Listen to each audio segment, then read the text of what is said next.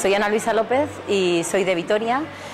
Fui al programa de voluntarios con UNESCO en 1999 y fui la primera voluntaria que llegó a la oficina de UNESCO Chile, que es la oficina regional para América Latina y el Caribe.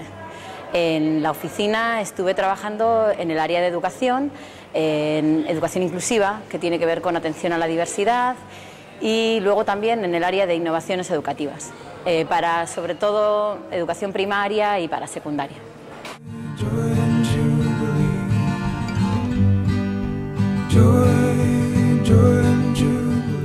La verdad es que tuve mucha suerte en la oficina porque tuve la posibilidad de ver tanto programas macro de asesoramiento a los ministerios de educación de los países, hasta programas más micro que tenían que ver con formación para docentes, viendo las escuelas y así.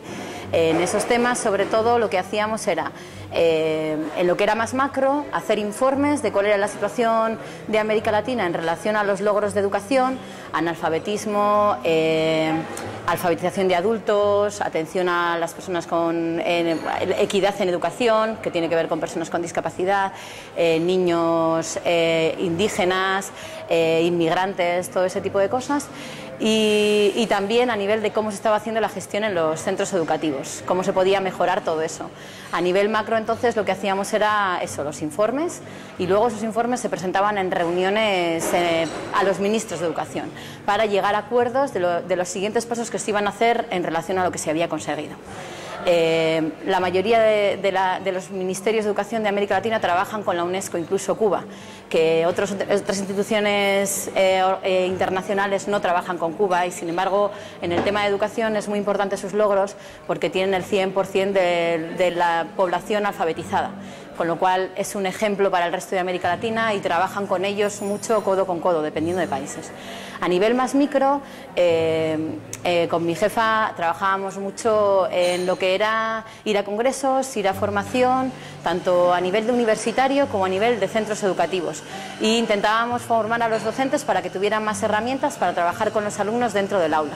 Eso es muy interesante porque en realidad podíamos hablar con los profes, ver cuáles eran sus situaciones reales en clase, ver cuáles eran las condiciones de los niños en las escuelas, y eso pues nos permitía poder tener pues el corazoncito más influido de lo que estaba pasando y apostar mucho más por lo que estaba pasando y por lo que podíamos ayudarles al respecto. Así que en esa parte yo creo que tuve mucha suerte y pude aprender un montón de estar en este proyecto. Bueno, yo conocía Chile de antes porque había estado con una ONG 3 meses conviviendo con indígenas mapuches. Había estado en una zona rural. Llegar a la capital me costó adaptarme un poco de tiempo, pero al final pues conseguí que fuera mi segunda casa. Yo creo que el calor que he recibido en Chile ha sido muy importante, tanto en la oficina como en el país. Recuerdo el primer día que llegué a la oficina, que estaba mi jefa y su secretaria esperándome para tomar un café, y llegamos y salimos al jardín y nos tomamos un café, y la verdad es que me sentí súper acogida, y desde entonces realmente tuve suerte en la oficina y me sentí igual de acogida en la oficina. Y luego a nivel de país igual, yo creo que en Chile hay mucha gente que ha vivido la experiencia de tener que salir del país y de tener que estar fuera del país un tiempo, entonces acogen muy bien a la gente que llega a ese país, y yo puedo decir que tengo mi segunda familia adoptiva allí. Yo fui allí además con mi marido, con mi pareja de entonces, y nada, teníamos con quién celebrar las Navidades, teníamos con quién celebrar el viejito pascuero, que es el olenchero aquí, y eso te hace sentirte que estás con alguien que realmente te acoge en su casa y que eres parte de su familia.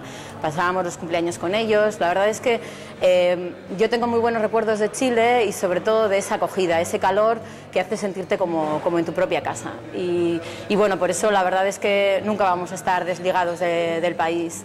En su momento llegó el momento de pensar en volvernos, y bueno, la situación era quedarnos ya definitivamente o volver, teniendo en cuenta lo que eso conllevaba, que era volver a hacer la vida aquí y así, ¿no? Y fue difícil decidir porque en realidad Chile es un país en el que yo podría vivir perfectamente, y creo que mi pareja también. Y cada día que tengo un mal día aquí pienso en comprarme un billete y volverme para allí y seguir trabajando allá con la gente de allí, que tienen tantas necesidades pero que a la vez saben dar mucho.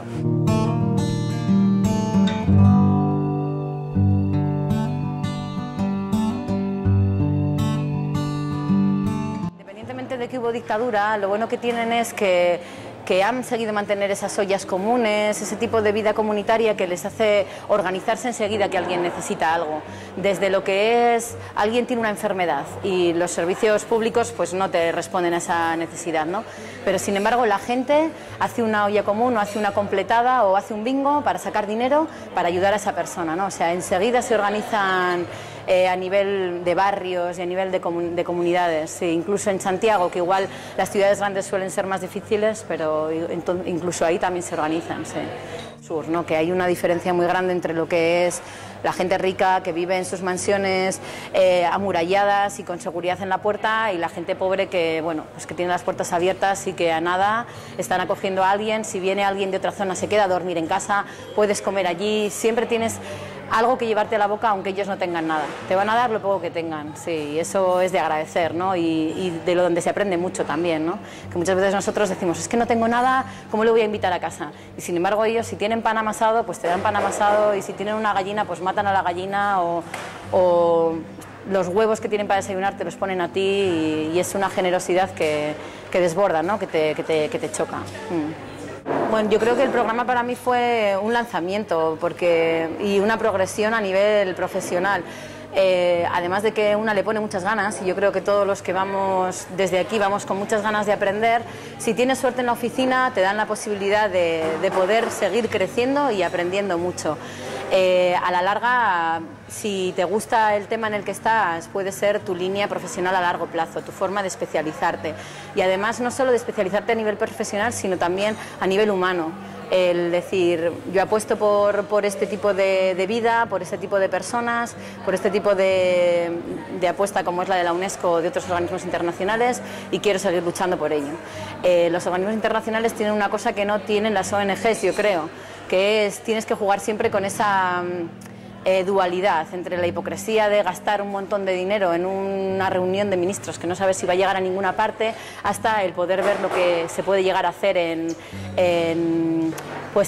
comunidades más pequeñas, en escuelitas o en sitios más pequeños, ¿no? Entonces hay veces que igual esa dualidad te hace sentirte un poco mal, sobre todo cuando ves muchísimo dinero que podría estar dedicado mejor, ¿no?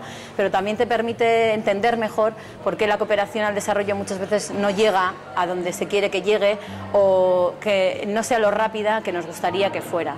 Te permite tener una visión mayor de lo que es eso, no tener una visión tan idealista, sino más crítica con lo que está pasando, y a partir de ahí pues poder seguir investigando, o seguir trabajando, o seguir luchando por conseguir pequeñitas o grandes cosas. A nivel profesional, pues eso, lo que digo, te abre muchas facetas que te permite ver por dónde quieres seguir trabajando. También te pone en una situación muy complicada, porque cuando llevas un tiempo trabajando en un organismo internacional, tu currículum empieza a ser un poco extraño para luego poder entregarlo en distintos sitios, sobre todo si vuelves. Por eso es por lo que yo creo que es importante ver cuál es tu camino, cuál es tu apuesta, e intentar seguir construyendo por ahí, porque en realidad es difícil volver a insertarte en Bilbao o donde llegues con un currículum que tiene 2, 3, 4 años de haber estado en un organismo internacional. Entonces esa parte yo creo que es complicada a veces manejar, el decir cómo vuelvo y cuál es mi proyección y dónde quiero proyectarme. Y eso sí que yo creo que es algo que el programa tendría que verlo un poco más, proyectarlo un poco más, ver cómo esa inversión que se hace con gente, esos dineros que se ponen con gente que realmente viene muy preparada profesionalmente, se pueden ir derivando a que sigan siendo útiles en esta sociedad. Porque creo que venimos muy preparados y que hay que sacarle todo el jugo a esa gente, que no se nos queden en el camino, que no se pierdan.